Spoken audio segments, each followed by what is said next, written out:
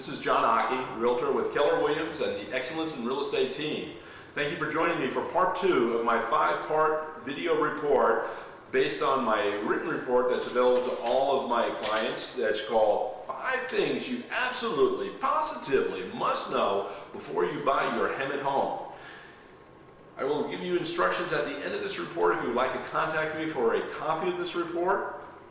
But in the meantime, let's just jump right in. And let me summarize by stating a known fact that buying a home is a major achievement in just about everyone's life, although it can be a very stressful time, there's no doubt.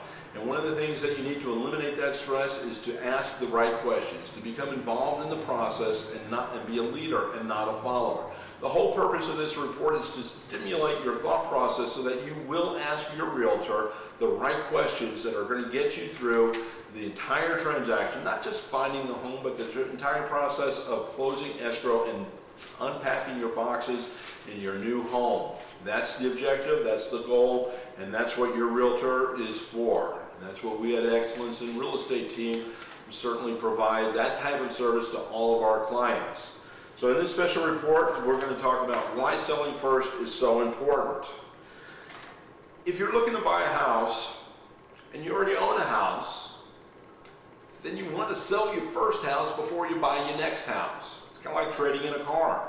You don't go out and buy a new car and park the old one in the garage and continue to make payments even though nobody's driving the old car. No, either you sell it retail or you sell it, you trade it in to the dealer. Same thing with your house. You're going to take your old house and you're going to sell it. Once you have a buyer for your house, then you can go out and buy your next house. But you say, wait. This is what everyone does.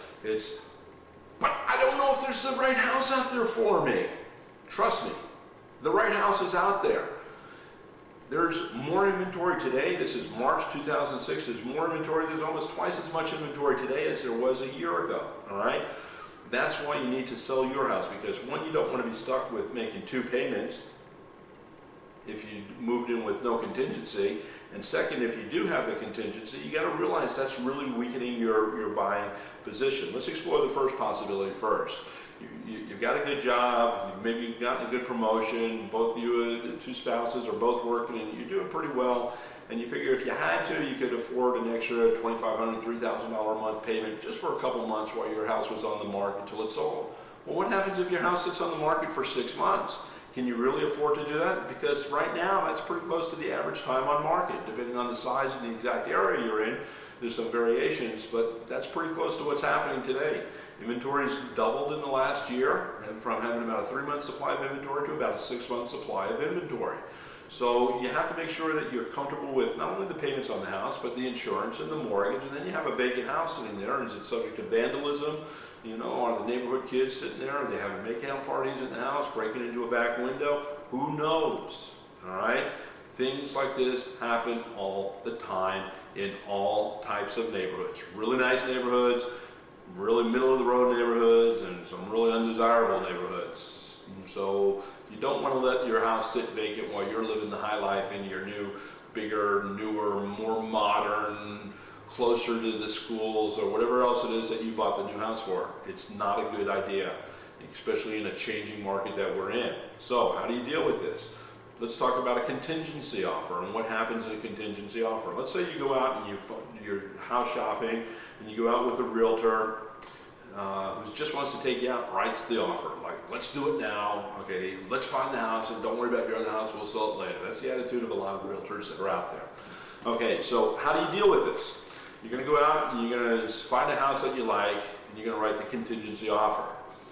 Well, the buyer isn't going to feel real strong about that. It's like, well, I don't know, because, you know, we're losing time. Time is an important factor. What happens if your house doesn't sell? Then I'm sitting here waiting for my house. It's off the market. The potential buyer could be coming in, and I'm missing that buyer because I'm waiting for you to sell your house. So, you know, maybe the market's tight right now, and I figure that any offer is better than no offer, so I accept it. However, you offer me $20,000 less. Let's say it's a $500,000 house. You offer me $480,000, and I'll say, no, if you want my house, if my house is perfect for you, and I've got to wait on you, I've got to gamble on the fact that you may or may not sell your home in a timely fashion, I want nothing but full price. And if I was that realtor's agent, I would insist on nothing but full price or maybe a premium. I might sell it to you for $510 with a contingency. And if it is that perfect house for you and you've fallen in love and you're drooling every time you drive by through the neighborhood, you know, you'd probably come up with that $510,000, okay, for that in a contingency offer. Well, all right, so now you've got the offer, you've got it accepted, now you have to sell your house. And let's say your house is worth, let's say $400,000. Let's say you're moving up 25%, which is pretty typical. So you've got a $400,000 house, you put it on the market, and you're distressed because you really want this new house. Oh, it's so perfect. Oh, the rooms are so much bigger. Oh, the yard, the pool, the schools, the shop, and the, you know, everything. The neighbors are great. Everything is perfect about this new house.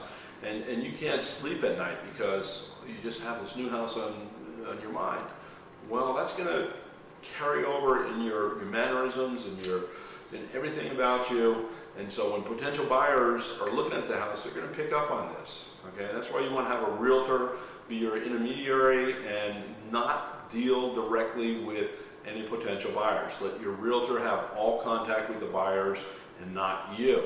But even still, your realtor is acting on your bequest in order to make sure that the house moves quickly for the best price with the least amount of inconvenience, because that realtor knows that you want to move. And that realtor, the only way they're going to make their commission on the first house that you bought, now the house that you're selling, they're going to tell you, oh, we've got to lower the price, we've got to lower the price. You're going to get a ridiculous offer coming. Let's say you have, again, the house is listed at $400, it's valued at $400, it's appraised at $400, first offer comes in at $375. Bam! You snap it up because you can't lose the other house. Well, think about it. You just lost $25,000 there, and instead of getting the new house for $480, you paid full price at $500. Let's say you paid $510 because there was a premium. That's another $30. That's $55,000 this little quest cost you. $55,000! Why? Because you were impatient. Okay, so what do? We know we don't want to buy before we sell. Well, there's a couple different suggestions. If you're absolutely convinced that you must see the market, you must go out there, well then I suggest you go out and you just go with a window shopping attitude. Let your realtor find several different homes in several different price ranges, several different neighborhoods with a variety of amenities, and just go out window shopping and look over here, oh, this is nice, that's nice, and get a feel for the neighborhoods, get a feel for the style of homes that are out there today, the new amenities that are showing up in newer homes as opposed to what was out there 5, 10, or 20 years ago. So get to know the homes, get to know the neighborhoods, and pick out 2, 3, 4, or even 5 different places that look good. Pick out the same number of style of homes. Well, I like this one over here, I like that one over there, or this one, there's 2 models that I like. And so just kind of get a feel for the neighborhood and pick something out. And once you know that there's enough inventory out there that is more than satisfactory for you to meet your needs, then go ahead and put your house on the market. And as soon as your house sells, even though those exact same houses may or may not be on the market, there's going to be other models in those tracts, in those neighborhoods, and if not on the one perfect one, then the second, you know, don't be thinking of it as compromising. Know that you've picked out 5 great homes in 5 great neighborhoods, and I can almost guarantee you that there's going to be similar homes in those neighborhoods that are going to be available for you when you are ready. Remember, inventory is fat right now. March 2006, we have a lot of inventory, and you're undoubtedly going to be able to find exactly what you're looking for when you're looking for it. Now, there is one other alternative that you may consider, and that's when you list your home and you haven't yet found that perfect home. Well, you can have your realtor put a clause in the multiple listing service, and that clause would read, subject to seller finding suitable housing. Now, what does that mean? Exactly that.